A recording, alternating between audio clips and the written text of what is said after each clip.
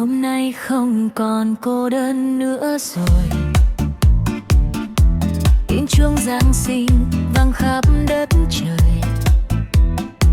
Nhìn cô gái áo dài trắng, em bước đi thật kiêu sa, đã khiến người ngoại đạo cũng ngất ngây.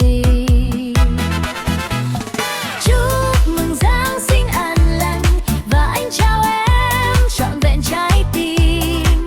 Mãi mãi là Giáng sinh đầu tiên, nguyện cầu bên nhau suốt đời. Oh my lady, you are a queen tonight. All night so white, shining under the light. I see my destiny, I won't let you go. Vietnamese beauty, watch our love grow. Oh my lady, you are a queen tonight. All night so white, shining under the light. I see my destiny, I won't let you go. Vietnamese beauty, watch our love grow.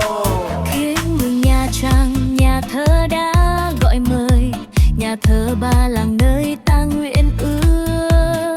Giấc mơ không chỉ là cảm xúc nhất thời, mà sẽ thành hiện thực. Anh tin vào em. Chúc mừng Giáng sinh an lành và anh chào em trọn vẹn trái